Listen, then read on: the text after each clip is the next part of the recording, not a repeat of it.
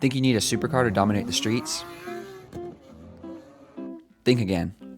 Today we're diving into 5 sleeper cars under 10 grand that fly under the radar but still pack a punch. These aren't your average rides. From power to unexpected performance, these cars prove that looks can be deceiving. So buckle up because you're about to discover some of the most underrated beasts that won't break the bank.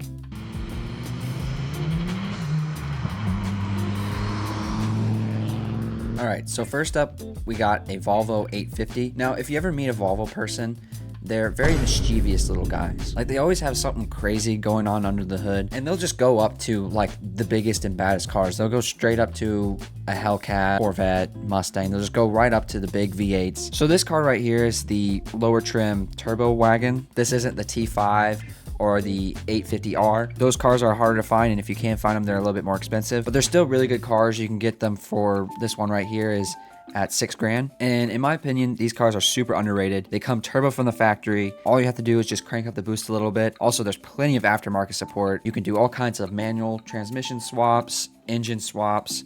You can put V8s in these things, LS, anything you can think of, you can do with a Volvo.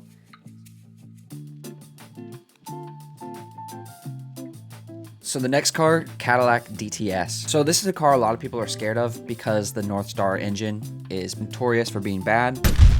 In 2005, they got an update, so the later North Star engines did not nearly have as much issues, and they're pretty reliable, especially as long as you take care of them. And once you take off the governor, these cars have a top speed of around 150 miles an hour. You can get these cars for pretty cheap. This one's actually a really clean example, super low mileage, right at $9,312.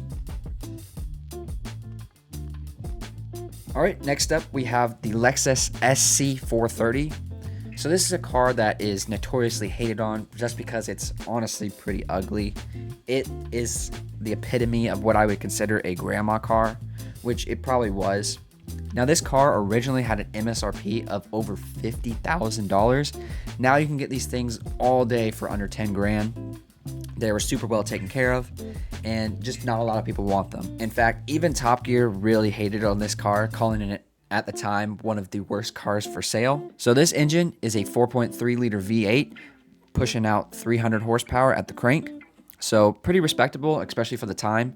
Also, these engines last forever, run forever. I honestly think most people kind of underestimate these cars, so I think these are a great option. Next, we have the Acura TL Type S.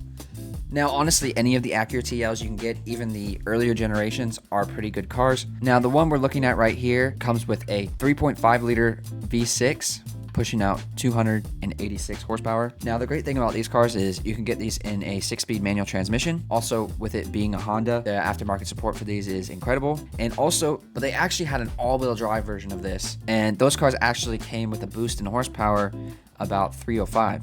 So these cars are super underrated, but if you can find one of these cars, or even another car that's similar to this, would be the Acura TSX. The Acura TSX came with a K-Series, so if you know anything about K-Series, those are super upgradable, make a lot of power. So either of those, great cars.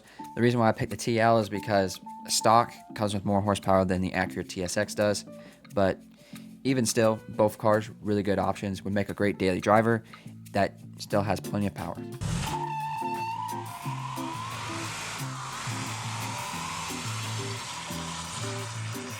All right, and finally, I saved the best for last. I think this is probably the sleeper of the decade, and that is the Hyundai Genesis 5.0 R-Spec.